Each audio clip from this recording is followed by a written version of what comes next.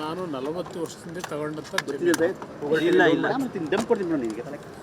ಇವತ್ತು ನಡೀತಾ ಇರ್ತಕ್ಕಂಥ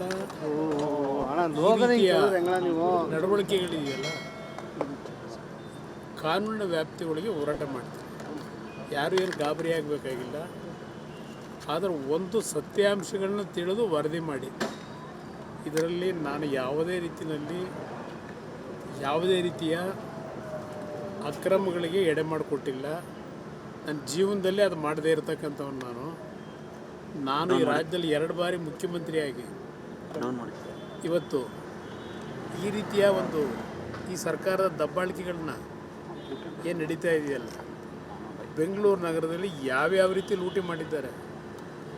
ನಾನು ಒಬ್ಬ ರೈತನಾಗಿ ಬದುಕಲಿಕ್ಕೆ 40 ವರ್ಷದಿಂದ ತಗೊಂಡಂಥ ಜಮೀನಿನ ಬಗ್ಗೆ ಈಗ ಏನು ನಡೀತಾ ಇದೆ, ಹಲವಾರು ತಪ್ಪು ಮಾಹಿತಿಗಳೇನಿದೆ, ಅದೆಲ್ಲದಕ್ಕೂ ಕಾನೂನಿನ ವ್ಯಾಪ್ತಿಯೊಳಗೆ ಉತ್ತರ ಕೊಡ್ತೀನಿ. ಈಗ ದ್ವೇಷದ ರಾಜಕಾರಣ ಮಾಡ್ತಿದೆ ಸರ್ ಕಾಂಗ್ರೆಸ್. ಮಾಡಲಿ ಬನ್ನಿ ನೋಡೋಣ, ಭಗವಂತ ಇದ್ದಾನೆ. ನೋಟಿಸ್ ಏನಾರು ಕೊಟ್ಟಿದ್ದಾರೆ ಸರ್ ನಿಮ್ಮ ಜಮೀನಿಗೆ ಬರ್ತೀವಿ ಅಂತ ಹೇಳಿ?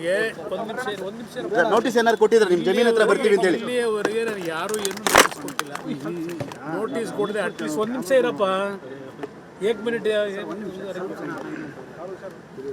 ಒಬ್ಬ ಸಾಮಾನ್ಯ ಪ್ರಜೆಗೆ ಏನಾದರೂ ಎವಿಕ್ಷನ್ ಮಾಡೋದಾದ್ರು ಅಟ್ಲೀಸ್ಟು 1 ವಾರವೋ 15 ದಿವಸ ಆ್ಯಕ್ಟೇ ಇದೆ, ನೋಟಿಸ್ ಕೊಡಬೇಕು ಅಂತ ಹೇಳಿ. ನನಗೆ ಇಲ್ಲಿವರೆಗೆ ಯಾವುದೇ ಕಮ್ಯುನಿಕೇಷನ್ ಇಲ್ಲ, ನೋಟಿಸ್ ಇಲ್ಲ. SIT ಅಂತಕ್ಕಂಥದ್ದನ್ನೇನೋ ಮಾಡ್ಕೊಂಡ್ರಲ್ಲ, ದೇಶದ ಇತಿಹಾಸದಲ್ಲಿ ಮೊದಲನೇ ಬಾರಿ ರಾಜ್ಯ ಸರ್ಕಾರ SIT ಮಾಡಿ SIT ಮುಖಾಂತರ ಇವತ್ತು ಈ ಥರ ಏನೇನು ಮಾಡ್ಕೊಂಡು ಹೊರಟಿದ್ದಾರೆ. ಇದಕ್ಕೆಲ್ಲ ಒಂದಲ್ಲ ಒಂದು ರೀತಿಯಲ್ಲಿ ಇವ್ರ ನಡವಳಿಕೆಗಳಿಗೆ ಬೇರೆ ರೀತಿಯ ಉತ್ತರವು ಬರುತ್ತದೆ, ಕಾಯಿರಿ. ಕುಮಾರಸ್ವಾಮಿ ಟಾರ್ಗೆಟ್ ಮಾಡಿದ್ದಾರೆ ಸರ್ ಹಾಗಾದರೆ? ನನ್ನ ಬಿಟ್ಟರೆ ಇನ್ಯಾರಿದ್ದಾರೆ ಅವರಿಗೆ? ಇವತ್ತು ಈ ರಾಜ್ಯದಲ್ಲಿ ಅವರಿಗೆ ನಾನೇ ಟಾರ್ಗೆಟ್. ನಾನು ಇಲ್ಲ ಅಂತಂದರೆ ಅವರು ಆರಾಮಾಗಿರ್ತಕ್ಕಂಥದ್ದಲ್ವ. ಅದರಿಂದ ಇವತ್ತು ಅವ್ರಿಗೆ ಇರ್ತಕ್ಕಂಥದ್ದೇ ನನ್ನ ಮೇಲೆ. ಇವತ್ತು ಹಲವಾರು ರೀತಿಯಲ್ಲಿ ಯಾವ್ಯಾವ ರೀತಿಯಲ್ಲಿ ಇದು ನಡೀತಾ ಇದೆ ಅದನ್ನೆಲ್ಲ ಸೂಕ್ಷ್ಮವಾಗಿ ಗಮನಿಸಿದ್ದೇನೆ.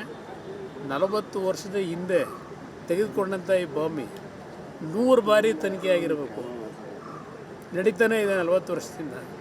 ಇವತ್ತು ಕಾನೂನು ವ್ಯಾಪ್ತಿಗಳೇನಿದೆ, ಈ ರೀತಿಯ ನಡೀತಾ ಇರತಕ್ಕಂಥ ನನ್ನ ಮೇಲೆ ಈ ರೀತಿ ಇರತಕ್ಕಂಥದ್ದು ಜನಸಾಮಾನ್ಯರ ಪರಿಸ್ಥಿತಿ ಏನಾಗ್ಬೋದು ಅನ್ನೋದನ್ನು ಯೋಚನೆ ಮಾಡಿ.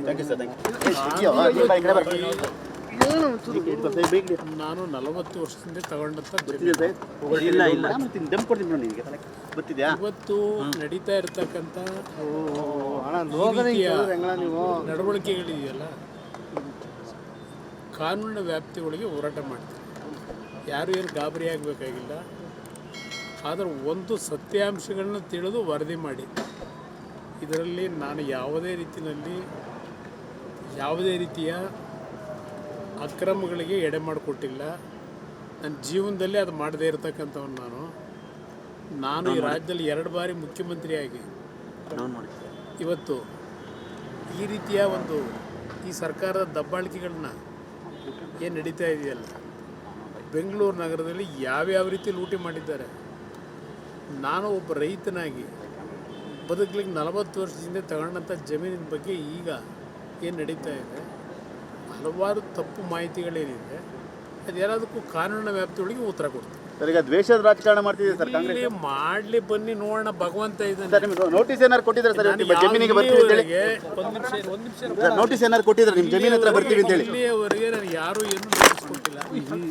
ನೋಟಿಸ್ ಕೊಡದೆ ಅಟ್ಲೀಸ್ಟ್ 1 ನಿಮಿಷ ಇರಪ್ಪ, 1 ಮಿನಿಟ್. ಒಬ್ಬ ಸಾಮಾನ್ಯ ಪ್ರಜೆಗೆ ಏನಾದರೂ ಎವಿಕ್ಷನ್ ಮಾಡೋದಾದ್ರು ಅಟ್ಲೀಸ್ಟು 1 ವಾರವೋ 15 ದಿವಸ ಆ್ಯಕ್ಟೇ ಇದೆ, ನೋಟಿಸ್ ಕೊಡಬೇಕು ಅಂತ ಹೇಳಿ. ನನಗೆ ಇಲ್ಲಿವರೆಗೆ ಯಾವುದೇ ಕಮ್ಯುನಿಕೇಷನ್ ಇಲ್ಲ, ನೋಟಿಸ್ ಇಲ್ಲ. SIT ಅಂತಕ್ಕಂಥದ್ದನ್ನೇನೋ ಮಾಡ್ಕೊಂಡ್ರಲ್ಲ, ದೇಶದ ಇತಿಹಾಸದಲ್ಲಿ ಮೊದಲನೇ ಬಾರಿ ರಾಜ್ಯ ಸರ್ಕಾರ SIT ಮಾಡಿ SIT ಮುಖಾಂತರ ಇವತ್ತು ಈ ಥರ ಏನೇನು ಮಾಡ್ಕೊಂಡು ಹೊರಟಿದ್ದಾರೆ. ಇದಕ್ಕೆಲ್ಲ ಒಂದಲ್ಲ ಒಂದು ರೀತಿಯಲ್ಲಿ ಇವ್ರ ನಡವಳಿಕೆಗಳಿಗೆ ಬೇರೆ ರೀತಿಯ ಉತ್ತರವು ಬರುತ್ತದೆ, ಕಾಯಿರಿ. ಕುಮಾರಸ್ವಾಮಿ ಟಾರ್ಗೆಟ್ ಮಾಡಿದ್ದಾರೆ ಸರ್ ಹಾಗಾದರೆ? ನನ್ನ ಬಿಟ್ಟರೆ ಇನ್ಯಾರಿದ್ದಾರೆ ಅವರಿಗೆ? ಇವತ್ತು ಈ ರಾಜ್ಯದಲ್ಲಿ ಅವರಿಗೆ ನಾನೇ ಟಾರ್ಗೆಟ್. ನಾನು ಇಲ್ಲ ಅಂತಂದರೆ ಅವರು ಆರಾಮಾಗಿರ್ತಕ್ಕಂಥದ್ದಲ್ವ. ಅದರಿಂದ ಇವತ್ತು ಅವ್ರಿಗೆ ಇರ್ತಕ್ಕಂಥದ್ದೇ ನನ್ನ ಮೇಲೆ. ಇವತ್ತು ಹಲವಾರು ರೀತಿಯಲ್ಲಿ ಯಾವ್ಯಾವ ರೀತಿಯಲ್ಲಿ ಇದು ನಡೀತಾ ಇದೆ ಅದನ್ನೆಲ್ಲ ಸೂಕ್ಷ್ಮವಾಗಿ ಗಮನಿಸಿದ್ದೇನೆ. 40 ವರ್ಷದ ಹಿಂದೆ ತೆಗೆದುಕೊಂಡಂಥ ಈ ಭೂಮಿ 100 ಬಾರಿ ತನಿಖೆ ಆಗಿರಬೇಕು. ನಡೀತಾನೆ ಇದೆ 40 ವರ್ಷದಿಂದ. ಇವತ್ತು ಕಾನೂನು ವ್ಯಾಪ್ತಿಗಳೇನಿದೆ ಈ ರೀತಿಯ ಒಂದು ನಡೀತಾ ಇರತಕ್ಕಂಥ ನನ್ನ ಮೇಲೆ ಈ ರೀತಿ ಇರತಕ್ಕಂಥದ್ದು ಜನಸಾಮಾನ್ಯರ ಪರಿಸ್ಥಿತಿ ಏನಾಗ್ಬೋದು ಅನ್ನೋದನ್ನು ಯೋಚನೆ ಮಾಡಿ. Thank you sir. Thank you.